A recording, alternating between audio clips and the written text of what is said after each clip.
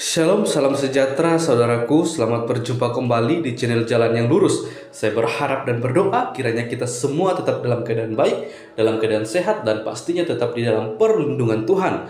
Sahabat yang terkasih, kita akan melihat kembali bagaimana lagi-lagi Ustadz Suma mulai berulah kembali, yang dimana di suatu room diskusi dia mencoba untuk membahas iman Kristen, mencoba membahas ayat Alkitab yang dia tafsirkan secara liar, dan hal itu dijadikan untuk menyerang iman kekristenan. Dan kita akan melihat juga bagaimana teman-teman dari para apologet Kristen ini akan mematahkan setiap tuduhan-tuduhan liar, narasi liar dari Ustadz Suma yang berkaitan dengan kekristenan itu sendiri. Maka dari itu, tanpa berlama-lama, mari langsung saja simak videonya. Selamat menyaksikan. Tuhan Yesus memberkati.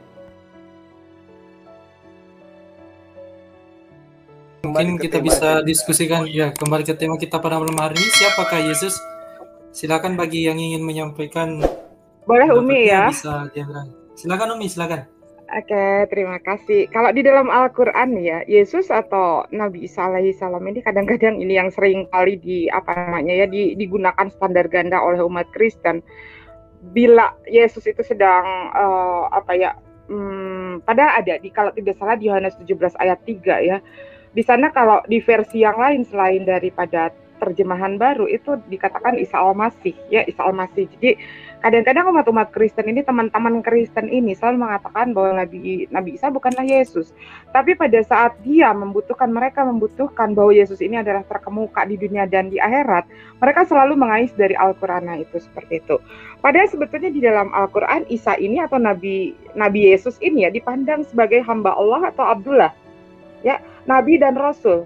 Tuhan mengajarinya Taurat, memberinya Injil. Ini ada di surah 3 ayat 48. Dan membantunya dengan Roh Kudus ini ada di surah 2 ayat ke-87. Yesus ini adalah kata atau kalimat dari Tuhan yang dihormati di dunia dan di akhirat. Itu ada di surah 3 ayat ke-45. Yesus juga diciptakan dari debu seperti halnya penciptaan Adam. Ini ada di surah ketiga ayat 59. Serupa dengan nabi yang lain. Nama Yesus juga disebut bersama frase alaihi salam seperti itu ya. Sangat jelas di dalam, sebenarnya kalau misalkan teman-teman Kristen mau berbesar hati ya, di dalam kitabnya teman-teman Kristen sendiri begitu bertaburan ayat-ayat yang menyatakan bahwa Isa ini hanyalah utusan, bahwa Yesus ini adalah utusan. Aku tidak dapat berbuat apa-apa tanpa Dia yang mengutus aku, ya kan? Penghakimanku adil karena bukan kehendak diriku tetapi kehendak Dia yang mengutus aku. Artinya sudah sangat jelas. Baik di dalam Al-Qur'an ataupun di dalam Injil atau di dalam Biblos lah ya, boleh kita kan Biblos. Itu Isa atau Yesus itu adalah utusan. Beliau adalah Nabiullah di dalam Al-Qur'an. Nabi Isa alaihi salam itu adalah nabi yang dimuliakan hingga 25 kali disebut ya di dalam Al-Qur'an. Nah, sekarang kadang-kadang begini. Memang Yesus itu kenal dengan Kristen nggak? Kristen saja pertama kali disebut oleh Paulus di Antioquia itu tahun 5 Masehi. Sementara Yesus itu wafat tahun 33 Masehi. Mereka selalu bicara, oh enggak, Kristen ini adalah pengikut Kristus, ya kan? Nah, saat Umi tanya lagi, kalau Kristen mengklaim diri pengikut Kristus, lalu ajaran apa yang diikuti oleh umat Kristen ini yang diambil dari Kristus? Bahkan Kristus saja berbicara, bangsa ini memuliakanku dengan bibirnya, tapi hatinya tidak. Percuma kalian beribadah kepadaku. Karena yang kalian ikuti adalah perintah manusia. Nah, Yesus sendiri berkata seperti itu. Karena kalau kita lihat sekarang, apa yang menjadi ibadah-ibadahnya umat Kristen sekarang ini, itu sangat bertolak belakang dengan apa yang Yesus ajarkan, bahkan Yesus kerjakan. Bahkan Yesus lakukan, seperti contohnya sunat, ya kan? Nah, itu nanti teman-teman Kristen pasti akan berdalil lagi. Yesus disunat bukan atas kemauannya sendiri, karena Yesus di dalam Lukas pasal 2 ayat 22 baru berusia 8 hari. Oh iya, orang tuanya sendiri mengikuti milahnya Musa, mengikuti milahnya Nabi Ibrahim. Seperti itu, tentang perjanjian kekal. Mohon maaf ya, temanya kok terlalu luas ya. Oh, ini temanya kan tentang Yesus. Ya udah gini, kalau kalian buat temanya lebar, berarti orang Kristen bisa dong menjelaskan dengan lebih banyak waktu. Artinya gini, jangan sampai ini mah kebiasaan Erben. Gini, bentar dulu. maksud aku banyak. Mungkin bisa diselesaikan dulu kayaknya Bang. Iya, Setelah maksud selesai aku baru gini. giliran Ya, Bang Erben ya. enggak. Gini. Iya, sebentar. Enggak Bang Jangan Erben, sebentar dulu. pertanyaan lebih Sebentar panjang dulu Bang daripada Erben ya. jawaban. Iya itu aja saya ingatkan. Kalau bertanya Jadi memang udah nggak aneh kalau Erben ini, kalau kita berbicara tentang kekristenan, dia selalu minta banyak waktu karena dia akan Ya buka iyalah. PowerPoint. Karena dia akan buka PowerPoint, jam minimal dia minta waktu. Seperti itu, kayak kita lanjut lagi ya. Nah ini menurut umat-umat Kristen, penyaliban Yesus di tiang salib katanya sudah menggugurkan tentang 613 misvot dan 10 perintah Torah. Ya karena sudah dibatalkan dengan penyaliban Yesus. Bahkan ada lagi seorang pendeta yang mengatakan bahwa hukum sunat atau Kejadian 17 itu sudah digantikan dengan pertobatan atau baptis. Nah ini, padahal yang namanya hukum kekal sudah jelas. Namanya hukum kekal itu tidak bisa dibatalkan. Nah ini kenapa umat Kristen tiba ujuk-ujuk datang katanya udah dibatalkan karena Yesus disalib. Apa hubungannya? Pertanyaannya, apakah Yesus disalib itu ada kaitannya dengan penebusan dosa atau penggenapan hukum Torah? Tidak. Ya, apakah pertanyaannya Yesus disalib itu keikhlasan dia? Tidak. Kalau Yesus ikhlas disalib atau ikhlas mati untuk menebus dosa, ya tinggal lompat dari pohon, ya kan? Mati udah ikhlas. Tapi ini proses penyaliban ini Yesus melalui berbagai macam penderitaan. Dia lari ke taman Getsemani minta dikawal oleh 3 muridnya. Karena ketakutan, Yesus sampai berkeringat saking ketakutannya, sampai keringatnya mengeluarkan butiran-butiran keringat seperti darah, begitu kan? Yesus sampai bersembunyi dengan ke-12 muridnya hingga ada terjadi pengkhianatan dari seorang muridnya yang bernama Yudas Iskariot. Nah, seperti itu. Jadi ini kalau Yesus dalam Islam sudah sangat jelas. Yesus adalah Nabiullah, Nabi yang sangat dimuliakan oleh Allah sehingga namanya disebut 25 kali. Begitupun nama ibunya dijadikan sebagai judul daripada salah satu surah Al-Quran. Nah ini, orang-orang yang menyatakan bahwa saya pengikut Yesus, setiap minggu di gerejaku mau sepertimu Yesus. Tapi kenapa justru menghendaki yang manusia yang mereka paksa jadi Tuhan untuk mati terkutuk di kayu salib? Nah seperti itu saja. Ya dari Umi segitu aja dulu. Mungkin akan ada tanggapan dari teman-teman yang lain. Silakan moderator. Terima kasih. Baik, terima kasih Umi. Nah ini silakan Ya, Bang Erben, silakan. Iya. Sebelum Erben saya mau sampaikan. Jadi memang di arena ini kita kasih karpet merah ya untuk teman-teman kita Nasrani Kristiani ini. Silakan ya bawa argumentasi terbaik ya. Tema diskusi kita ini Yesus, who is Jesus ya. Karena kalian menganggap dia itu sesuatu yang lain yang sedikit strange. Oke, silakan. Nanti ditanggapi sama teman-teman yang Muslim. Baik nih Bang Erben, waktunya karpet merahnya. Baik, terima kasih. Saya pikir saya yang Bang saya Erben juga dulu. dapat karpet merah dan saya pikir saya duluan dari Bang Erben. Oh iya. Kita kasih sedikit Omnivora dulu deh ya. Karena dia duluan datang. Silakan. Silakan. Iya, ini tentang Yesus. Siapakah Yesus? Ini sedikit banyak terkait juga dengan episode lalu ya, episode 25 Desember. Tapi kali itu kita fokus pada tanggalnya 25 Desember. Kali ini saya mau berfokus kepada Yesus, meskipun singkat saja. Mengapa Yesus tetap saya rayakan kelahirannya, entah itu 25 atau tanggal lain, bahkan bulan lain. Saya menyatakan bahwa Yesus bagi saya adalah sesosok manusia istimewa yang setelah kelahirannya bertahun-tahun sesudahnya, karena kelahiran nyala kurang lebih karena kelahirannya, maka silih dosa lewat kurban hewan itu dikatakanlah untuk yang menerima Yesus ya, untuk Yahudi Mesianik contohnya, dan untuk kami sekalian kurban hewan sebagai silih dosa tidak ada lagi. Itu bagi saya keistimewaan Yesus. Silakan dilanjutkan dengan kawan-kawan Kristen lain. Terima kasih. Baik, silakan nih Bang Erben. Oke ya. Silakan. Ada beberapa poin yang harus saya tanggapi. Ada suara yang agak berisik bro. Apakah dari siapa itu? Oke ya. Tadi Umi Dini mengatakan tentang sunat. Umi Dini mungkin di mute dulu, Umi Dini. Oh iya Iya. ya bentar. Saya sebelum masuk ke Yesus ya, jadi saya tanggapi dulu beberapa poin tadi supaya jangan menjadi bola liar ya. Yang pertama sunat ya. Di dalam Quran tidak ada kata sunat satupun dan esensi sunat tidak ada. Tapi kalau di Alkitab, sunat itu tertulis jelas di Kejadian 17, itu tanda perjanjian antara Abraham dengan Allah, bahwa Abraham akan dipakai menjadi berkat bagi bangsa-bangsa, bagi hadirnya Sang Mesias. Itu makna sunat. Dan itu untuk Abraham dan keturunannya serta budak-budaknya. Jadi itu bukan untuk semua orang, itu yang harus kalian tahu. Yang berikut ya, tentang kematian Yesus berkaitan dengan pengampunan dosa. Kalian orang Muslim tidak bisa memahami ini karena di dalam Quran tidak ada yang namanya hukum kurban. Orang Yahudi yang benar mengerti yang namanya kurban penebusan dosa, kurban pendamaian, kurban penebusan salah. Itu ada di dalam Imamat pasal 1 sampai pasal 7. Cuma kalau kalian belajar dari Yahudi TikTok ya repot. Yang berikut tadi Umi Dini mengatakan Yesus utusan. Tidak ada orang Kristen yang menentang bahwa Yesus utusan. Tetapi pemahaman yang berbeda antara Kristen dan Islam tentang arti utusan ini yang harus diluruskan.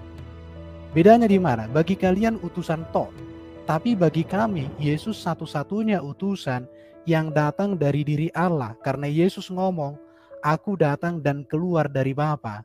Sebagai apa Yesus? Firman menjadi manusia. Baru tadi Umi Dini mengatakan tentang manusia jadi Tuhan. Nggak ada di dalam Alkitab manusia jadi Tuhan. Jadi Umi Dini dan kawan-kawan apologet Muslim banyak gagal memahami apa arti kata Tuhan dan Allah dalam konteks PB. Tuhan itu sebenarnya kan dari kata Tuhan yang oleh penerjemah Alkitab. Jadi kata Tuhan ini sebenarnya produk orang Kristen. Cuma kalian selalu mengacu ke KBBI. Tapi kalian apologet Muslim tidak mengerti sejarah bahwa kata Tuhan itu adalah gelar menunjukkan kepada kepenguasaan. Jadi yang benar itu nanti kalian bisa baca di dalam Kisah Rasul pasal 2:36. Hai Israel, kalian harus tahu dengan pasti bahwa Allah telah membuat Yesus yang kamu salibkan itu menjadi Tuhan dan Kristus. Jadi ketuhanan Yesus itu menunjukkan kepada kekristusan daripada Yesus. Karena Kristus itu kan artinya Mesias yang diurapi atau Raja, Nabi dan Imam. Jadi ini menjadi gap yang sering kali kalian hanya berpolemik, tapi tidak mengerti esensi apa yang mau kalian polemikkan. Jadi mau katakan Yesus itu juru selamat. Kenapa? Karena Yesus itulah yang diutus Allah menggenapkan seluruh hukum kurban-kurban. Contoh Kejadian 3:15, seorang keturunan wanita akan meremukkan kepala daripada ular. Siapakah keturunan wanita itu? Itu Yesus yang mengalahkan iblis. Itu terbukti di mana? Ketika Yesus dicobai, dia tidak jatuh dalam dosa. Ketika Yesus mati bangkit, bahkan dikatakan turun ke dalam kerajaan maut. Dia bangkit menunjukkan bahwa kerajaan maut itu sudah dikalahkan. Jadi persoalannya di sini kalian tidak mengenal. Dan saya mau katakan ya, Isa Al-Masih di dalam Quran tidak ada kaitan dengan Yesus di dalam Alkitab. Itu Isa yang berbeda dengan Yesus. Kalaupun ada terjemahan Alkitab memakai Isa Al-Masih dengan esensi yang berbeda. Bukan Isa Al-Masih yang dipahami Quran, tapi Isa Al-Masih yang dipahami dalam Alkitab. Itu saja dulu. Oke, saya tanggapi. Siapa? Oh ya, Bro Alwan dulu, nanti saya tambahin habis Bro Alwan. Nanti Silakan, juga silakan. Umi menambahkan ya karena Bang Erben menanggapi Umi juga tadi. Silakan. Oke, siap. Silakan. Ada juga nanti Silakan. Bang Zuman ya. Ya kita diskusi santai aja, siap, Bang. biar dia berkembang ya. Siapa Erben ya? Iya, jadi tadi Erben itu tadi banyak melakukan eksegesa sebenarnya. Jadi kalau bahasa Inggrisnya itu cherry picking, jadi ngambil satu ayat untuk menjelaskan sesuatu yang kurang lebih bisa mendukung pendapatnya. Kalau dari sisi saya, Erben, pertama saya ingin tanggapi sunat dulu. Saya rasa dalam surah Al-Baqarah kalau nggak salah, ittabi millata Ibrahim, itu perintah yang sangat jelas. untuk mengikuti millah Ibrahim. Rasulullah disuruh untuk mengikuti millah Ibrahim. Dan kalau kita bicara millah ya secara bahasa, millah itu masuk diantaranya adalah hukum-hukum termasuk di dalamnya sunnat gitu. Jadi coba pelajari pengambilan istidlal. Kalau dalam bahasa Islam itu istidlal, pengambilan dalil. Jadi salah kaprah kalau mengatakan sunnat itu tidak ada perintahnya di dalam Al-Quran. Yang kedua, kalau misalnya kamu cerita tentang kami ini salah paham tentang Yesus, ya, bahwa Yesus itu tidak seperti yang kalian bayangkan, bahwa Yesus itu adalah utusan dan dia juga Tuhan satu kaligus. Biar sederhananya aja gini, saya pakai logika akal sehat yang biasa kita pakai. Ya, ketika seseorang itu berada di siang hari, apakah dia bisa ada di malam hari di saat waktu yang sama? Bisakah siang dan malam itu bertemu? Bisakah seseorang itu pintar dan bodoh sewaktu di masa yang sama? Bisakah misalnya anak yang nakal itu sama dengan anak yang baik? Bisakah hamba itu sama dia dengan Tuhan di satu waktu? Bisakah orang kalau misalnya dia pendek, tinggi dalam hal yang sama? Ini tentu adalah suatu hal yang mustahil ya, mustahil. Kekristenan kesulitan mengeksegesa itu ratusan tahun lamanya. Makanya kalau kita bicara tentang gereja-gereja, bahkan sebelum Biblosmu ada, Perjanjian Baru ada, ya, Mercion itu sebagai yang mula-mula itu menganggap bahwasanya Tuhan itu ada dua. Dia tidak sepakat dengan Perjanjian Baru, Old Testament dan lain-lain. Konsep juga ketuhanannya bermacam-macam, ya kan? Dia tidak pernah menganggap bahwasanya itu semua periodik ya. Nah, yang saya ingin ajak kita bernalar sehat. Jadi saya ingin bawa keluar kamu dari sekedar eksegesa pengambilan ayat. Saya ingin ajak kamu keluar gitu. Apa sih masalahnya? Yang kamu harus datangkan sini Erben ya, Erben dari sisi pendalilan adalah satu, kamu harus munculkan perkataan Yesus yang tegas bahwa dia itu adalah Tuhan. Itu aja dulu. Simple, ringkas, padat. Jadi kalau Yesus sendiri tidak punya klaim seperti itu, lalu kalian mengada-adakan seperti itu, maka itu artinya menambah-nambah, mengada-ngada, bidat. Sedangkan bandingkan perkataan Yesus yang lain yang jelas. Aku hamba Tuhan, aku utusan Tuhan, aku nabi. Itu perkataan semua, perkataan daripada Yesus. Ya, nabi yang ditolak di kampungnya sendiri. Jadi kita di ranah itu dulu. Nah, saya ingin ajak kamu pakai logika dan nalar yang sederhana. Kamu pakai itu dulu. Tunjukkan perkataan Yesus yang jelas. Oke. Sebentar, sedikit lagi. Aku hanya tunjukkan. Sepotong. Gini aja ya, supaya jangan lari ke Umi Dini, ke Juma apa. Kita berdua aja supaya langsung TikTok gimana? Enggak usah. Enggak usah, gini aja. Sabar, Bang. Bukan. Maksud aku gini, nanti kamu akan ngomong. Aku hanya bilang aja gini. Karena gini ya, konsepmu panjang, konsepnya Umi Nini panjang, konsepnya Juma panjang. Itu menurut saya nggak fair. Jadi gini. Awal dengan saya berdua, saya jamin kamu malam hari ini saya tuntaskan. Enggak, gini, coba dengarkan. Bahkan untuk memahami, Erben dengar dulu, Erben. Permintaan saya. Oke, cukup. Supaya nggak lari-lari. Jadi saya dengan kamu nanti dimoderatori sama You MMC. come to my house, you follow my rules. Ya, jadi bahkan sebentar Erben, jangan bom-bom, jangan wasting time. Sedikit dulu. Jangan wasting time. Ya sedikit Kanda. Jadi Erben, ya sekali lagi kita di sini ada banyak. Saya ambil poin saja. Mau puas kamu tidak puas itu urusan lain. Mau kamu tuntaskan, mau kamu selesaikan itu urusan lain. Saya kasih poinnya ke situ dulu. Nanti yang lain juga menanggapi. Jadi ini kamu harus pahami platformnya gitu loh. Masa platform sederhana kamu nggak paham? Jadi kita semua ngomong di sini, terserah aja ya. Nanti kalau ada sesi waktu kita diskusi itu di lain tempat. Jadi intinya itu, tunjukkan pernyataan Yesus yang jelas. Itu dari saya ya. Silakan ditanggapi sama Erben, mungkin nanti habis itu ke Bang Zuma dan ke yang lain. Silakan. Kalau kamu butuh pernyataan Yesus yang menyatakan dirinya adalah Tuhan, Yohanes 13 ayat 13, aku adalah guru dan Tuhan. Itu clear. Cuma kan kalian selama ini tidak menerima itu. Itu persoalan. Jadi bukan tidak ada. Sangat banyak di dalam Alkitab yang mengatakan Yesus adalah Tuhan. Tetapi kegagalannya Alwan dan kawan-kawan memahami Tuhan, bahwa barusan tadi saya menjelaskan bahwa kata Tuhan itu diterjemahkan dari kata kurios. Di mana kata kurios ini berbeda dari kata theos. Karena theos itu menunjuk kepada sesuatu pencipta sang ilahi. Sedangkan kata Tuhan itu berasal dari kata kurios, gelar kepenguasaan. Dan Yesus mengatakan dia berkuasa di bumi di sorga. Itulah yang disebut dengan ketuhanan Yesus. Tadi Alwan mengatakan mungkinkah orang baik sekaligus menjadi orang jahat. Tapi Bro Alwan lupa bahwa kitab Quran itu sekaligus kertas, sekaligus juga firman. Bro Alwan, kenapa kamu lupakan kitabmu itu kertas? Buktinya kalau ada orang melecehkan Quran, apakah disobek, apakah dikoyak, kamu marah. Kenapa? Karena kertas dengan firman itu kamu anggap satu kesatuan di situ. Yesus juga dalam iman Kristen demikian, bahwa dia memiliki hakikat ilahi karena dia adalah firman yang menjadi manusia, dan dia juga memiliki hakikat manusia karena dia dilahirkan dari rahim perawan Maria. Dan Maria perawan itu menunjukkan bahwa benihnya itu bukan benih biologis, tapi benihnya itu adalah benih ilahi. Umi Dini tadi mengatakan penciptaan Isa sama dengan penciptaan Adam, itu terserah kamu. Tapi Yesus di dalam Alkitab bukan ciptaan, karena firman bukan ciptaan. Tapi Allah menciptakan segala sesuatu oleh firman dengan cara berfirman. Apologet Muslim banyak gagal memahami beda kata firman dengan berfirman.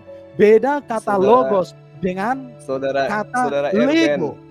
Saudara Erben, bagaimana Sekarang, Anda bisa mengatakan bahwa Yesus itu bukan ciptaan sementara dia adalah manusia? Logika Anda kemana? Oke, saya jelaskan samamu. Kamu bisa nggak memahami kalimat firman menjadi manusia? Kenapa Kalau larinya kamu, ke sana? ini, bentar. Kalau kamu hanya Kenapa memahami larinya ke sana? manusianya, tapi kamu lepaskan dari kata firman menjadi manusia, di sini artinya memori dalam pemahamanmu itu tidak utuh. Kamu suka firman menangkap apa hanya menurut ujungnya. Saudara mengatakan firman menjadi manusia, itu firman apa maksudnya firman di situ? Firman, Tuhan saya jelaskan menjadi samamu ya. pencipta Saya jelaskan semesta samamu jadi ya. manusia gitu. Oke. Saya jelaskan samamu. Bang Zuma, sebentar, biar Erben gak kebanyakan bicara nih. Umi akan patahkan dulu statementnya mengenai Yohanes 13 ayat 13. Ya, coba kamu buka lagi mengenai Yohanes 13 ayat 13. Kata Tuhan itu keluar tahun berapa? Pasca tahun 2000. Bahkan Yohanes 13 ayat 13 penulisnya bingung sendiri. Coba kamu baca versi ND, versi Clean Cap, versinya KSI. Baca dong. Dari awal itu adalah Yesus, aku disebut guru dan tuan. Aku disebut guru dan junjungan. Aku disebut guru dan rabi. Nah, aku disebut guru dan Tuhan itu keluarnya di TB, di terjemahan baru. Ya, itu di pasca tahun 2000. Silakan buka. Penulisnya sendiri kebingungan itu. Masalah Yohanes 13 ayat 13. Jelaskan ya. Barusan saya jelaskan sama Ubidi ini. Ubidi ini sudah lupa. Saya meragukan memori kalian memahami kata yang saya sampaikan. Mengapa? Karena saya katakan dari tadi, kata Tuhan berasal dari kata Tuan. Itu dari kata Melayu. Mengapa kata Tuhan berubah menjadi Tuhan? Itu juga produk orang Kristen ketika menerjemahkan Alkitab, namanya Ledecker. Mengapa itu menjadi ada kata H? Karena penerjemah Alkitab melihat ketuhanan Yesus melampaui semua ketuhanan yang lain, maka dia dibuat jadi Tuhan. Maka Tuhan dengan Allah itu berbeda makna. Siapa yang membuat Yesus jadi Tuhan itu siapa? Saya baru tadi. Siapa yang membuat Yesus jadi Tuhan siapa?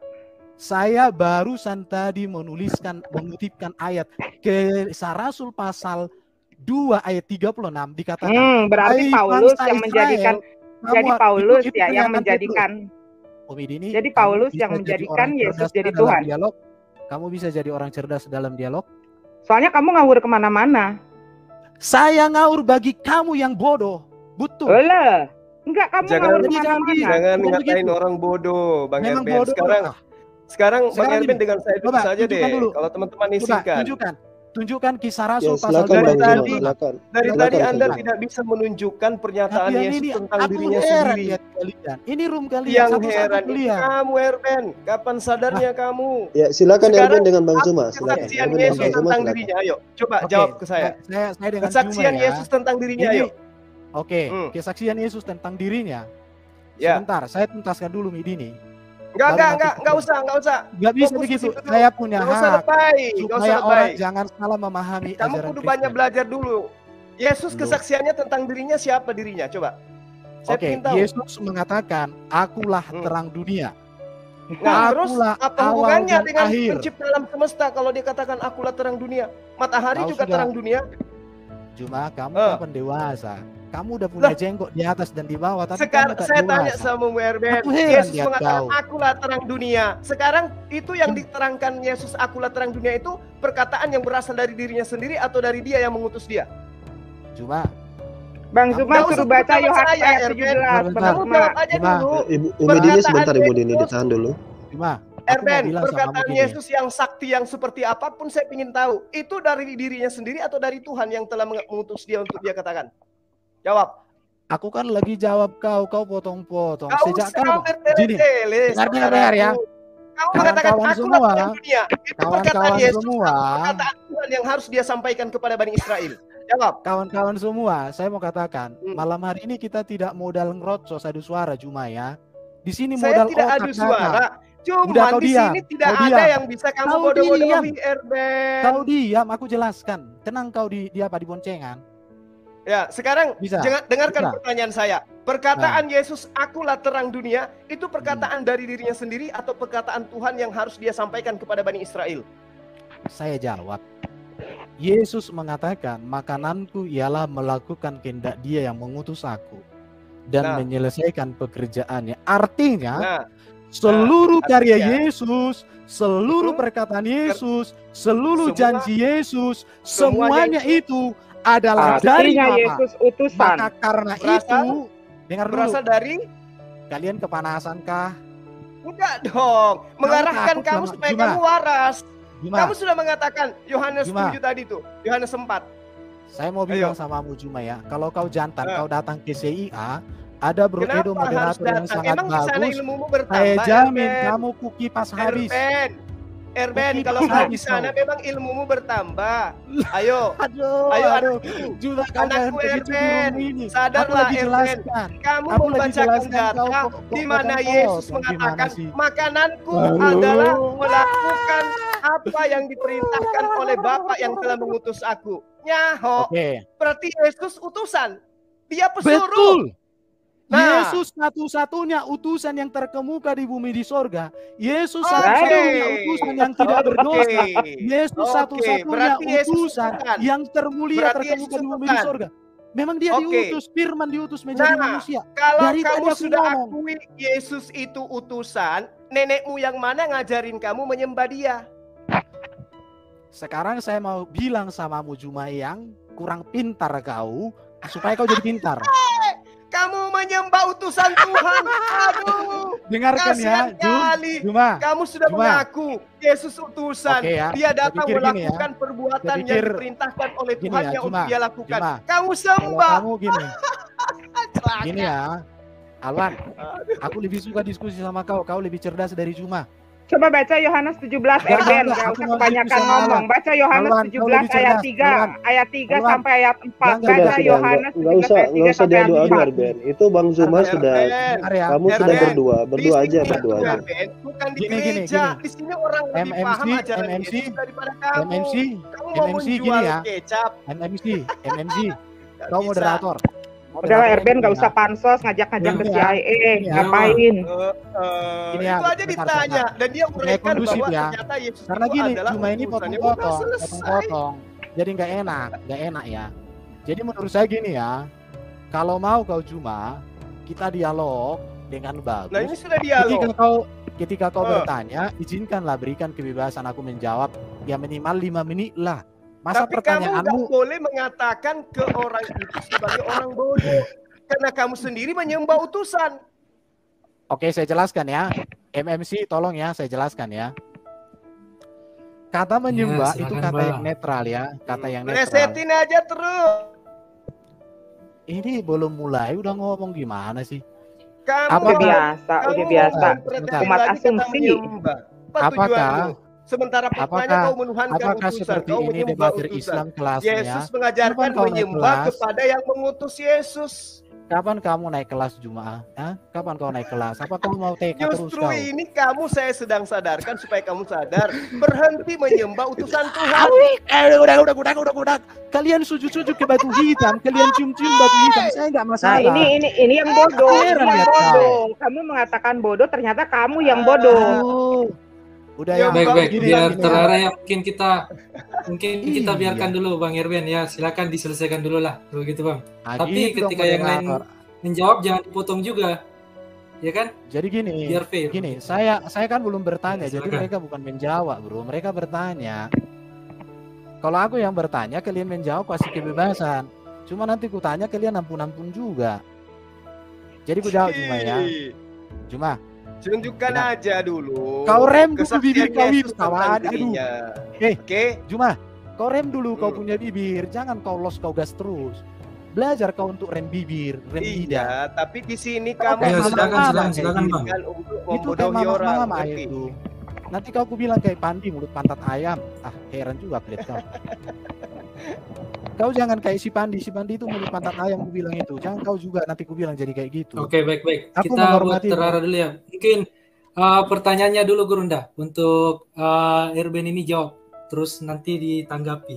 Oke, pertanyaannya kan sudah aku jawab Silakan. ya. Kata menyembah ya. Ya. Jadi gini, Bro Nggak Juma. ada yang bertanya Ini tentang kok kata udah menyembah. dipotong. Gimana sih? Kamu gak usah cari pembenaran kata menyembah. Nanti kau terjemahkan lagi kata Tuhan.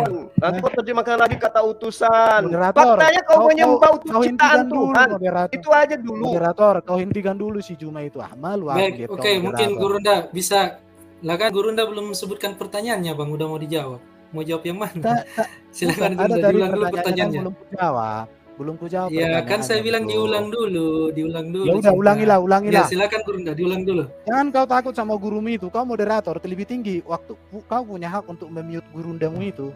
Jangan dia jadi. Iya, dan murid saya di juga sini, punya ya. hak untuk mengendalikan ini dan tidak dikendalikan oleh orang. Gitu, Ya udah, Bang. kau kendalikanlah si Juma. Ya, Oke. makanya Bang Suma dulu yang bertanya. Ya udah, kau tanyailah. Erben. Aku ladeni kalian malam ini. Semua umat muslim Iya. saya ladeni. Iya, seorang Ya, gila ya, aja ya. juga begitu, Bang. Orang gila Oke, kalau kita cuma mulai, modal bicara silakan. juga bisa. Yang kita minta ini kau tanyalah. ilmu, Kau. ilmu bukan Ya, asumsi, silakan, bukan Gurunda. doktrin Pertanyaan. dogma. Kau tanyalah. Oke. Oke. Bicaralah. Yesus ketika datang kepada Bani Israel dengan serentetan mujizat-mujizat yang sangat luar biasa itu untuk membuktikan dirinya Tuhan atau utusan Tuhan. Jawab. Oke. Terima kasih pertanyaanmu ya. Ya, silakan Yesus dijawab, Bang. mengerjakan semuanya itu untuk menyatakan apa yang menjadi kehendak Bapa bagi dunia. Karena Yesus mengatakan, aku mempermuliakan engkau dengan melakukan setiap pekerjaan yang kau berikan kepadaku. Jadi untuk kemuliaan Bapa yang darinya dia berasal, karena dia adalah firman. Jadi itulah sebabnya, kalau kami menyembah Allah, maka utuh kami harus menerima dan mengagungkan Yesus, karena seluruh kepenuhan kealahan kehendak Allah sudah Allah limpahkan di dalam Yesus. Begitulah posisi Yesus itu bagi kami. Saya mau sedikit menjelaskan sama Bro Juma tentang menyembah. Raja Daud itu menyembah Raja Saul. Daud menyembah Raja Saul karena dia belum raja waktu itu. Tapi Daud itu seorang yang benar-benar menyembah Allah. Apakah Saul yang disembah itu menjadi Allah? Tidak. Jadi penyembahan kepada Raja Saul itu bentuk penghormatan. Penyembahan kepada Allah itu pengakuan bahwa Allah pemilik semesta. Saya menyembah Yesus karena dia Raja segala raja, Tuhan di atas segala Tuhan. Di mana kekuasaan dan kerajaan Yesus itu adalah dari Bapa. Dan saya menyembah Allah Bapa yang menyatakan seluruh kehendaknya di dalam diri Yesus Kristus. Jadi kata menyembah di sini tidak sepraktis yang kamu pikirkan. Yang butuh di sini adalah kemampuan Oke. kamu memahami kata pada Oke. konteks. Sekarang kalau Bukan gitu, memahami kata ada berapa berdasarkan sembahanmu, selera Erben? yang sempit. Erben, sembahanmu ada berapa, Nah. Erben? Oke, pertanyaan yang sangat bagus. Saya menyembah hanya Allah yang Esa sebagai Allah Sang Pencipta. Sembahanmu Dan ada saya berapa? menyembah Yesus sebagai Sembahanmu Dios ada bagi berapa? saya. 1 atau 2 atau 3? Ini kayak anak TK. Terima kasih kawan-kawan ya. Saya butuh orang muslim yang cerdas. Bukan Kamu seperti cuma jangan membodoh-bodohi di sini. Tadi kau tinggalkan katakan room ini ya. kau menyembah Oke, dadah. kepada dadah. Yesus. Nah, Oke. kau juga Saya menyembah kepada butuh- Bapa. Gini ya. Sembahanmu ada berapa? Kabur. Jangan Bukan. kabur. Sembahanmu ada berapa? Sembahanku udah kujawab tadi sama menyembah itu kan kata yang netral. Kau punya Esa, Bukan. ya, Esa. Kamu kau itu isi. pintar, melilit lidahmu itu pintar. Yang saya tanya Makanya- sembahanmu ada berapa? Esa katanya Guru ndak Esa berarti 1. MMCI coba 1 Korintus 8 ayat 5 dan 6 tunjukkan dong. Biar saya tatar dulu si Juma gurundamu ini malam ini. Sembahanmu ada berapa? 1 Korintus 8 ayat 6. Erben? Ini room ini kok nggak mau tunjukkan ayat, ketakutan kali di kepanasan kalian. Bukan gitu Bang. Gini kalau Sembahanmu kita ada perang berapa? bawa Itu aja senjata dulu. sendiri Oke, Bang. aku Bawaan tunjukkan ya. sendiri Bang. Oke, Sembahanmu ya, ada Bang. berapa? Share screen. Oh, sembahanku 1 itu Korintus Esa, nenekmu kiper. 8 ayat Share 5 screen ke sampai sini 6. Bang. Oke, Sembahnya siap, Esa, siap. tapi 1 nyembah manusia, 2 nyembah roh. Memana Esanya di mana? Oke. Lo Ini- pribadi yang kau sembah itu ada 3. Mana share Oh, si screen-nya Bang? Tante. Saya Oke tampilkan. ya. Oke, kau tampilkanlah sayang. Oke udah. Nah, oke cinta. Oke. Nah, gitu dong, Bros. Sebab sungguh pun apa yang disebut Allah baik di surga maupun di bumi, dan memang benar ada banyak Allah dan banyak Tuhan yang demikian. Kalian tidak bisa memahami kata Allah ini karena bagi kalian nama, Iya. bagi kami itu panggilan sebutan di situ ya. Makanya jangan Namun coba bagi kata kita Allah hanya dari Al-Quran. tadi kau janji kau diam, sekarang kau ngerocos. Kapan kau punya mulut itu bisa kau rem? Apa nggak ada remnya lagi biar kuinjak? Namun bagi kita hanya ada satu Allah saja, yaitu Bapa, yang daripadanya berasal segala sesuatu, dan yang untuk Dia kita hidup. Dan satu Tuhan saja, yaitu Yesus Kristus, yang olehnya segala sesuatu telah dijadikan. Jadi gini, saya menyembah berarti beda, Allah kan? saya hanya kepada Bapa di surga yang darinya Yesus berasal. Saya menyembah Yesus Yesus- sebagai Raja saya, segala Raja. Berarti berarti Yesus sembahanmu sebagai ada Tuhan 2. itu kata Paulus tuh. Berarti sembahanmu ya. ada 2. Aduh. Si Paulus Ya, tuh yang terserah- ngajarin kamu Yesus jadi terserah Tuhan. kau Si lah ya. Paulus Kalian jelas ini. ya. Jadi gini, kalau kau nggak nanggap lagi, bukan salah di aku, tapi yang salah itu adalah otakmu. Kamu sembahan Jelas, 2. Nah, Yesus sembahannya ada berapa, Yesus? Yesus sembahannya ada Yesus- berapa? Yesus dalam natur kemanusiaan dia menyembah kepada Bapa. Bahkan Nah, Jadi jelas ya yang berarti yang Yesus yang sembahannya yang satu. disebut Bapak ini kayak siapa? Paulus ya. Bapak ini siapa?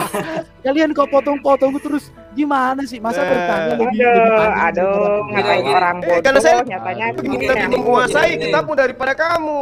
Ah, Kamu Mak, baru mau Mak, membodoh-bodohi Mak, gini, Bang orang, Erwin. kita sudah menguasai lebih dulu. Yesus datang menyembahnya kepada Bapa. Dan situ nyembah kepada Yesus. Ajaran siapa itu? Kau punya telinga ada Kak Juma? Tadi saya bilang saya menyembah Yesus sebagai Raja, sebagaimana Daud menyembah Saul sebagai Raja, tapi bukan sebagai Allah Sang Pencipta. Kau punya otak, memorinya ada nggak? Atau sudah penuh biar saya tambah? Nah, itu tadi kau menyembah Yesus. Itu tadi kau Kau sendiri macam yang mana menjelaskan. kau? Karena Yesus Tante. situ adalah Sang Firman. Oh, Tante, Yesus Tante. itu- Kau panggil kan- enggak kau panggil kau Itu guru kau lagi. sembah Kau panggil Yesus Tante lah, tadi ya, karena kau dia panggil. telah menjadi Ya, Tante. manusia. Dia Ya, ada Firman apa, telah Tante? menjadi manusia. Dia adalah terang dunia. Makanya Ya, kau Tante, sembah. Jangan Tante. kau sama-samakan dengan Raja Saul. Itu nggak ada hubungannya itu. Alwan, Yang sekarang kau menyembah lebih pintar, Yesus Alwan. anak Maria itu, Alwan, kau kau dudukkan lebih Yesus pintar dari itu Juma sebagai ini. Aku mau Tuhan. dialog sama kau lah. Ya, aku mau dialog sama Alwan deh. Erben, jurus mengadu-ngadu itu nggak berlaku di sini. Enggak, aku Lanjutkan sama kau silakan. aja. Aku sama Bang kau. Nggak ada, MMC nggak ada, tolong nggak ada. bukain Yohanes Oke. 17 deh, 17 ayat 3 sampai 4 biar Jangan mau mati Yohanes kutu nih si 17 ayat Erben 3 nih. ya. Kita baca Udah mulai 17, ayat 1. udah kamu kenapa Enggak, takut? enggak. 17. Ayat Yohanes 1, ayat 17 1. ayat 3 sampai dengan 4 Iya nggak Bang. apa-apa. Tolong Oke. buka Silakan Bang. aja mulai dari nomor Oke, 1 nggak apa-apa. Yohanes. Iya, tetap aja. Oke, 17 kita baca Yesus semua ya. manusia, Erben. Aduh kau itu. Gak apa-apa, Yesus manusia yang sempurna tidak berdosa, jadi jangan ikut yang berdosa. Yesus manusia yang Kalau dia tidak berdosa, kenapa dia terkutuk? Ayo, kenapa dia terkutuk? Yang kekal itu yaitu bahwa mereka mengenal Engkau satu-satunya Allah yang benar dan mengenal Kenapa kamu yang dibebaskan dari hukum Taurat? Emang Taurat itu diperuntukkan untuk kalian orang Batak? Hukum Taurat diperuntukkan untuk semua orang yang mencintai Allah. Kau jangan rasis. Kenapa Yesus terkutuk di tiang salib kalau dia tidak punya dosa? Udah ya. Ayo. Udah ya. Jadi nggak usah kabur, nggak usah kabur. Kirain nggak usah kabur, Erben. Satu dong. Kirain si apa sih? Timotius 2 nomor 5, Yesus adalah manusia. Selesai. Yesus manusia yang sempurna tidak berdosa sudah di mau sempurna mau tidak sempurna, buktinya dia tidak bisa berkata-kata dari dirinya sendiri. Maka kami tidak mau lagi mengikuti yang berdosa, boros. Karena Yesus manusia yang sudah di sorga, kami nggak ikut manusia yang di kuburan lagi, bos. Di sorga, nenekmu kiper. Siapa yang bilang Yesus di sorga? Kalau Yesus nggak berdosa, kalau Yesus itu ke langit, bukan ke sorga. Kalau Isa adalah Yesus, kalau Isa adalah Yesus dikatakan dalam hadismu, ketika setan ingin menjamah hanya bisa jubahnya. Hanya Yesus yang tidak dijamah setan. Itu dalam hadismu. Memang, karena dia utusan Tuhan. Terus apa masalahnya? Oke, utusan yang lain Yesus itu hebat memang. Yesus luar biasa. Kenapa? Karena dia utusan Tuhan. Kau mengakui iya memang. Dia nabiku, dia rasulku. Yang salah itu kamu menyembah nabiku. Yesus utusan yang tak berdosa. Yesus manusia yang tak berdosa diterima cuma. Semua dosa, tapi dia tetap aja manusia. Lalu kau sembah. Jangan ikut yang berdosa. Kata siapa Yesus tidak berdosa? Buka Lukas pasal 24 ayat 25. Quranmu sendiri mengakui kalau kau kutip tadi Isa sama dengan Yesus. Cocok. Yesus itu manusia. Ya nggak apa-apa manusia. Mau dia terkemuka, mau dia tersuci, tetap aja dia manusia. Kenapa kau sembah manusia rupanya? Aduh, betah juga kamu gila begitu nyembah manusia. Ada Alwin Gurunda juga ingin ikut berdiskusi, silakan Alwin. Satu-satu ya, satu-satu biar selesai kalian satu-satu. Supaya nanti kalian gini. Mau nanya satu aja nih sama Pak Erben. Oh silakan bro, mantap. Di mana Yesus mengakui diri sendiri, akulah firman yang berasal dari Bapa. Udah itu aja. Nggak ada. Jadi gini, orang Kristen. Saya kasih bocoran Erben, nggak ada. Kalian itu kok nggak tahu sih. Coba tunjukkan ayatnya kalau ada. Baptis saya di malam kalau ada. Firman. Gimana? Kau itu kurang kerjaan kamu Terben, suka nipu-nipu. Tunjukkan satu ayat Yesus mengaku firman menjadi manusia, kau boleh baptis saya. Ini malam. Akulah firman dari Bapa gitu. Coba cari. Tunjukkan. Jadi gini. Bambang Rosena juga bisa jawab kayaknya. Aku heran lihat kalian. Aku mau jawab, kalian potong-potong. Oke, jawab. Kalian mau bertanya atau mau ngerocos? Udah, nggak usah nangis, Erben, jawablah. Nah, oke. Lagi juga kabur. Oke, di dalam Injil Yohanes dan surat Yohanes jelas dikatakan firman yang hidup itulah Yesus. Di situ ya. Jadi iman Kristen bahkan Allah SWT dengan baginda Muhammad tidak pernah meragukan tentang keberadaan Yesus sebagai firman, tidak pernah. Kalau kalian bertanya seperti itu, maka kalian harus bertanya dulu kepada Allah sembahan kalian. Iya, firman itu apa? Pertanyaannya firman itu apa menurut Al-Quran? Kamu bawa Al-Quran. Sekarang firman di dalam Al-Quran apa? Aku lagi jelaskan gimana sih kalian ini. Iya apa? Nyerocos dari tadi kamu nyerocos, gua nggak bilang nyerocos. Coba di dalam Al-Quran firman artinya apa? Umi Dini dulu waktu nangis gara-gara Palen itu, aku dengarkan lo suaramu Bini ini. Lebih merdu nangismu daripada ngoceh. Udah, nggak usah lu nggak usah lari kemana-mana. Aku nangis nangis. Jadi membuka luka. Udah jawab ya. Firman di dalam kamu udah bawa Al-Quran. Sekarang firman di dalam Al-Quran apa artinya? Nggak mau aku bahas Quran, nanti kalian bilang penistaan. Lah kamu tadi bawa Al-Quran. Kenapa nggak mau bahas Al-Quran sekarang? Udah, nggak mau aku Ayo jawab apa firman di dalam Al-Quran. Jangan cuma pansos doang di sini, pinteran dikit gitu loh. Erben mau pansos kok pamer otak kopong sih. Umi Dini dibilang istriku. Enggak. Udah. Jawab aja firman. Tapi Kamu itu kan bawa-bawa laki-laki, hadapi Al-Quran. laki-laki katanya, jangan Enggak, wanita. kamu kan bawa-bawa Jadi jangan Al-Quran. wanita ya. Enggak. Katanya Aku di mau dalam Al-Quran Alwin, tidak menolak kalau Yesus itu firman. Menurut kamu firman di dalam Al-Quran itu apa? Jawab, nggak usah banyak alasan. Aku nggak mau sama Umi Dini ah. Umi Dini Kebanyakan alasan. Kebanyakan alasan. Nanti kamu nangis Udah seperti jangan aku kebanyakan nangis dengan alasan. Valen itu. Firman di dalam Al-Quran apa? Aku belikan rokokmu juga. Kau bilang nanti aku nggak enak ah. Nanti kau nangis. Bawa-bawa personal ad hominem. Ini nih kebiasaan kafir untuk kayak begini. Udah nggak bisa jawab, terus ad hominem ini kebiasaan kalian gitu loh. Saya heran melihat Umi Dini. Dibilang orang Kristen kafir. Satu kata Kristen pun belum pernah saya temukan di Quran. Iya, belum pernah kutemukan kata Kristen kafir di Quran. Loh, apakah Quran tahu nggak? Sekarang bawa lagi Al-Quran. Sekarang bawa lagi Al-Quran. Kafir di dalam Al-Quran apa? Jawab. Kamu ini asal mangap aja tapi nggak tahu penjelasannya. Gimana Ben? Kamu tuh nggak naik-naik kelas dari dulu, kelas coro terus. Wah, ngomongnya si apologet. Makanya aku bilang kamu kalau dijauhin dari laptop, saya sudah di kelas tertinggi. Kamu kalau tanpa PowerPoint itu kamu kosong, otakmu itu kosong, kepalamu itu kosong. Ya, karena kamu bisanya nyontek, mau debat, udah kayak sales agama, bawa-bawa PowerPoint buat apa coba? Makanya Umi sering kali bilang si Erben kalau dijauhin dari laptop, dari PowerPoint nggak ada apa-apanya. Biasanya ngejelasinnya contekan. Seandainya udah disusun ya Umi.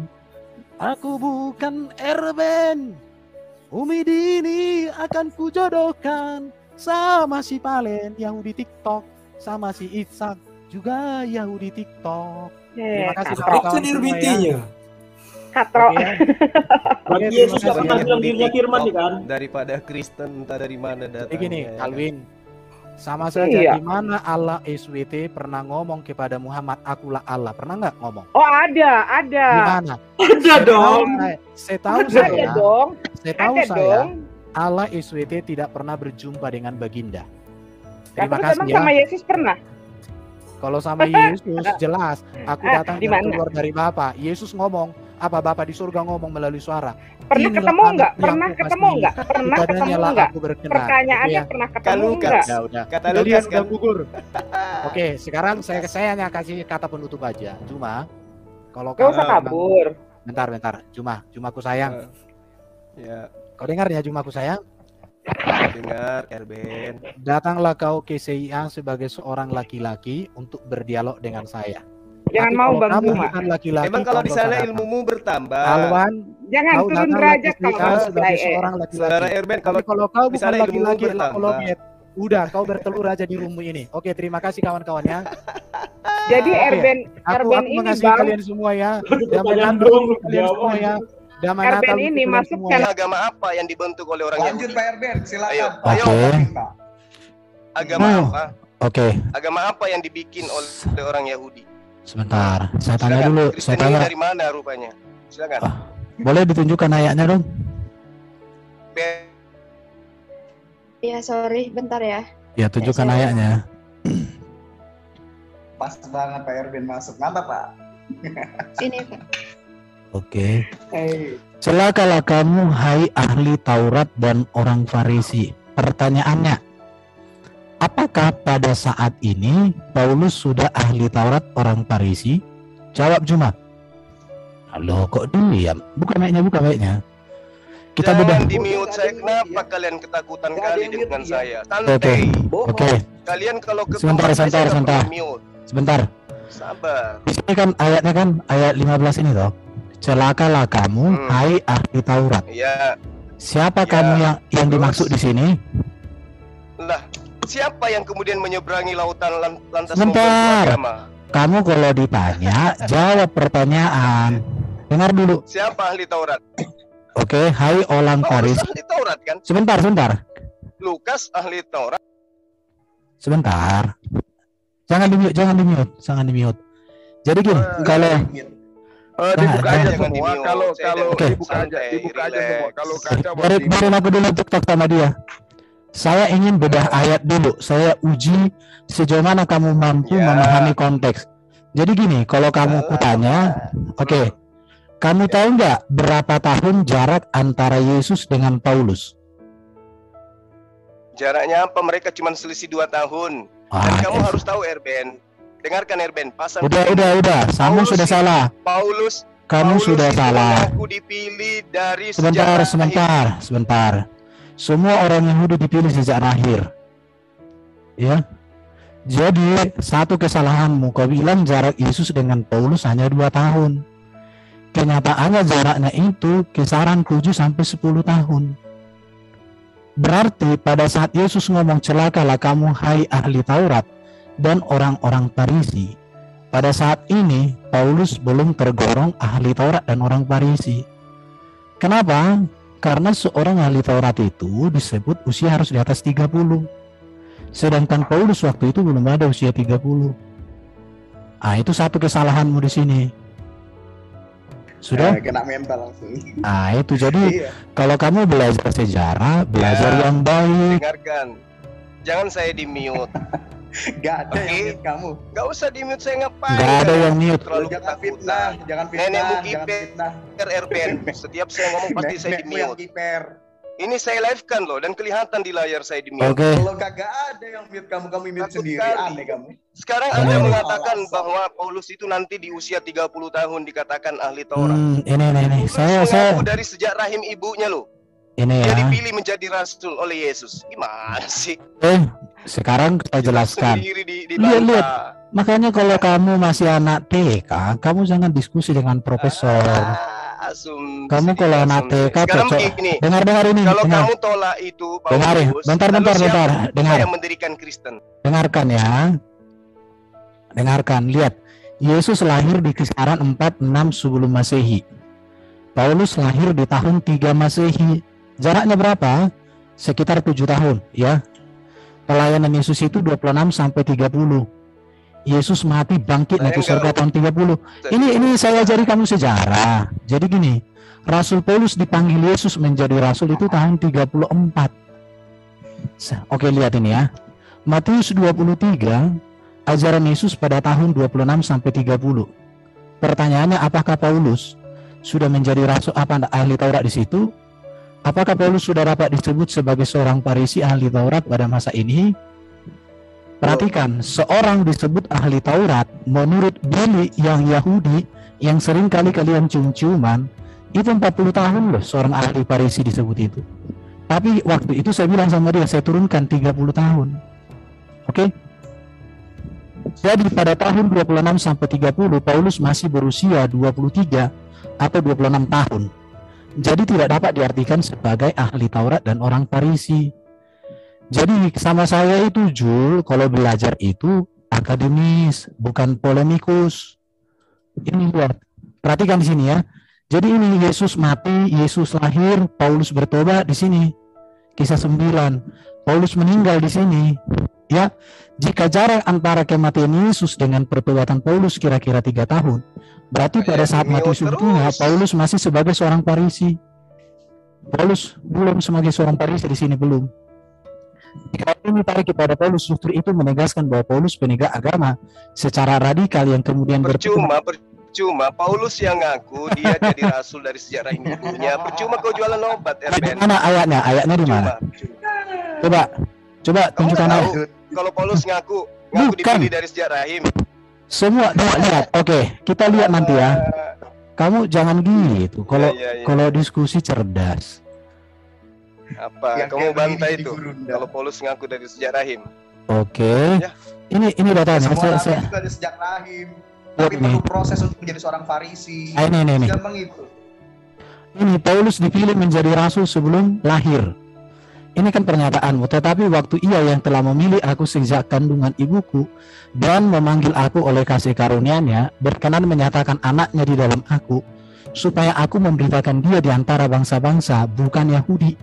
Maka sesaat pun aku tidak meminta pertimbangan kepada manusia. Di sini kalau kamu membaca dengan jeli, di sini ada namanya ia memilih. Oke. Bentar dulu, dengar dulu. Oke, sekarang Ini agama memanggil apa ya? yang dibentuk oleh orang Yahudi Farisi itu selain Bentar. Kristen? Ada nggak? Dengar dulu, kamu kok lompat-lompat, lihat ini ya. Jadi semua orang Yahudi itu dipilih, umat pilihan kan. Tetapi dia dipanggil, ini dia. Makanya antara memilih dengan memanggil, kamu harus tahu. Cuma kalau kamu nggak ngerti, ini lihat perjalanan karir Paulus. Oke? Saya selalu pakai data. Lihat, dipanggil itu Galatia 1 ayat 15. Paulus dipilih Tuhan di sini ya. Dipilih Tuhan sejak dari kandungan ibu di sini. Baru dipanggil, ini Paulus dipanggil saat perjalanan menjalankan ajaran imannya yang radikal ke Antioquia, Kisah Rasul 9. Kemudian Paulus ditetapkan di sini. Ada datanya semua, bro. Paulus resmi ditetapkan sebagai bagian rasul untuk tugas beritakan Injil kepada non-Yahudi di sini dia, Galatia 2:9. Jadi kalau kamu tidak bisa bedakan dipilih dengan dipanggil dengan ditetapkan, ya saya katakan kamu masih tetap TK. Bisa kau pahami nggak ini, Jul? Ini. Bisa nggak? Bisa nggak kau pahami ini, Jul? Kabur dia. Iya, ya, tapi yang satunya Zoom satunya ada dia, admin Zoom ada dia masuk. Jadi ini si Juma ini maksud aku belajar itu untuk cerdas, bukan kebalikannya. Ini aja Alwan nih. Oke. Jadi dua wajah Paulus atau karir Paulus sebagai seorang tokoh agama. Dua wajah saya katakan. Pada masa Yahudi, perhatikan ya, pada masa Yahudi penegak hukum agama secara radikal seperti teroris. Tetapi masa jadi Rasul Kristus penegak ajaran kasih secara radikal. Bedanya di sini hukum agama Yahudi. Kalau di sini penegak kasih. Maka Paulus setelah dia bertobat nggak pernah berperang, nggak pernah membunuh orang, nggak pernah perilaku yang amoral. Setelah dia bertemu dengan kasih Kristus. Tapi waktu dia sebagai seorang Yahudi dia radikal sampai dia membunuh orang atas nama Allahnya, sembahannya. Kenapa? Atas nama hukumnya. Kayak teroris dia di sini. Ini dua wajah Paulus yang tidak dipahami si Juma. Tapi ya Juma ini aku udah lama kuajari tapi nggak cerdas. Lihat nih di sini ya. Jadi antara dipilih ini ya. Teman-teman Kristen mengerti gak yang aku maksud ini apa? Halo? Paham ya? Jadi dipilih dengan dipanggil itu saja dia nggak bisa bedakan. Paulus dipilih, memang semua orang Yahudi itu umat pilihan kok. Tetapi apakah semua mereka dipanggil menjadi pelayan? Enggak. Ditetapkan kapan di sini? Ini kesepakatan bersama ini dengan para rasul yang lain. Kristen itu dibentuk Paulus. Dari arti Kristen aja udah salah. Kristen itu kan pengikut Kristus, bukan pengikut Paulus. Kalau Kristen bentukan Paulus, harusnya itu bukan Kristus, tapi apa? Paulus namanya. Paulus. Bener. Nah ini Alwan. Pak Erben, ada Alwan nih mau berguru sama Pak Erben. Bro Erben, sedikit dulu saya tambahkan. Jadi tadi itu si Suma itu mati-matian ingin menanyai agama apa. Sebenarnya dalam pandangan itu pemahaman itu bukan ditulis dalam agama seperti Islam, Kristen atau Yahudi atau apa enggak. Di dalam ayat itu bukan merujuk agama yang menganut label, enggak. Tetapi di situ dalam kurun ajaran. Agama itu merujuk pada ajaran. Tetapi di otaknya semua waktu dia bertanya tadi itu merujuk kepada label-label. Yaitu ya agama seperti nama-nama judul Sorates, Sabiin, Islam, Hindu. Itu merujuk ke situ itu dalam pola pikirnya. Tetapi ayat itu di situ mengandung bukan label agama, tetapi dalam kurung itu ajaran. Jadi nggak ada agama dulu yang dikenal, nggak ada label. Tapi di situ adalah ajaran. Itu yang harus semua juga harus tahu. Ini karena Bro Billy udah ngomong itu. Jadi gini, kalau agama Kristen itu secara resmi menjadi agama negara, setahu saya dalam sejarah tahun 301 Masehi itu tepatnya di Armenia. Itu ortodoks. Secara resmi menjadi agama negara pertama kali di situ. Kemudian mengikuti dengan di wilayah-wilayah lain. Jadi gini ya, ini dua wajah Paulus ini harus diketahui oleh semua orang ini. Ya. Wajahnya ini pada masa Yahudi dan pada masa jadi Rasul Yesus. Ini wajah yang berbeda loh. Penegak hukum agama secara radikal. Makanya dia di sini membunuh atas dasar hukum agamanya. Ia kan menganiaya atas dasar hukum agama ini. Tapi di sini dia tetap dia menjadi penegak. Tapi yang ditegakkan Paulus apa? Bukan hukum agama, tapi ajaran kasih. Kasih itu apa? Kasih seperti kasih Yesus. Makanya setelah Paulus menjadi rasul, radikal dia bukan untuk menganiaya, tapi radikal dia adalah teraniaya demi Injil. Makanya Paulus mengatakan, celakalah aku jika aku tidak memberitakan Injil. Makanya Paulus membaktikan seluruh hidupnya sampai mati, teraniaya, tersiksa berulang-ulang demi menyatakan ajaran kasih. Makanya Paulus setelah dia bertobat, ajaran etika Paulus sama dengan apa yang diajarkan Yesus. Hukum-hukum yang diajarkan Paulus, hukum-hukum sama diajarkan Yesus. Di sini dia. Jadi wajah Paulus ada dua. Sekarang kalau kita mau kaitkan dengan Baginda, ya kebalikannya Paulus. Setahu saya Baginda itu sebelum jadi rasul orangnya baik. Setelah jadi rasul, ya kalian sudah tahulah bagaimana dia dalam hal pernikahannya, bagaimana dia dalam hal itu peperangan dan lain sebagainya. Berapa banyak dia mendapatkan ayat-ayat yang berkaitan dengan pedang dan lain sebagainya. Paulus enggak, justru meninggalkan semua ajaran-ajaran yang membolehkan menganiaya orang atas nama agama. Ditinggalkan dia. Bahkan Paulus katakan itu dianggap apa nih? Di mana itu ayatnya katakan? Apa yang dahulu merupakan kebanggaan bagiku, sekarang kuanggap sampah karena Kristus, katanya. Kenapa? Karena hukum agama di sini tidak membawa Paulus semakin hidup dalam kebenaran, tapi membuat Paulus hidup dalam kebingasan. Masa dia menganiaya orang? Tapi ketika di sini Paulus lemah lembut, sama seperti Yesus dia. Ketika dicaci dia memberkati, ketika dikutuk dia memberkati, ketika diusir semua dia. Ada itu ayat-ayatnya semua itu. Jadi ini si Jul ini belajar yang baik untuk jadi pinter. Jangan Jul belajar untuk jadi polemikus. Jangan kau mempertontonkan ketidaktahuan terus. Udah dikasih tahu tapi tidak pernah mau tahu. Kan itu namanya aneh. Ini dia catatannya ini. Ini Paulus berbeda. Ya. Oke, itu aja. Silakan lanjut kawan-kawan. Ya, itu dia saudaraku. Kita bersama-sama dalam melihat serta menyaksikan bagaimana Ustadz Suma dihajar habis-habisan oleh teman-teman para apologet Kristen.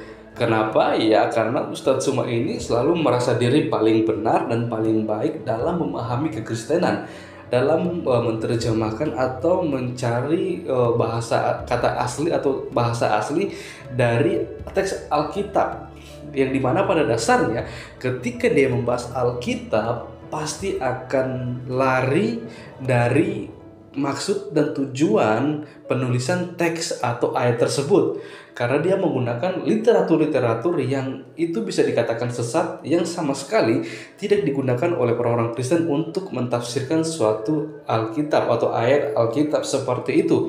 Dan bahkan Ustadz Suma mengeluarkan setiap narasi liar berkaitan dengan iman Kristen yang sama sekali dia sendiri tidak pahami dan mengerti. Karena apa? Karena tujuan dia membaca Alkitab bukan untuk mencari kebenaran di dalamnya, hanya untuk mencari ayat-ayat mana yang menguntungkan dia, yang kemudian kalau dia temukan dia tafsirkan dengan liar, dan dia jadikan hal itu untuk menyerang iman Kristen dan merasa diri paling benar dan paling baik, bahkan paling pintar dalam mentafsirkan ayat Alkitab. Sehingga ada di suatu video Ustadz Suma, dia telah mengatakan, tapi dia mengatakan bahwa dirinya merupakan seorang ahli kitab suci seperti itu. Alkitab ya, bukan kitab suci Ustadz Suma sendiri seperti itu.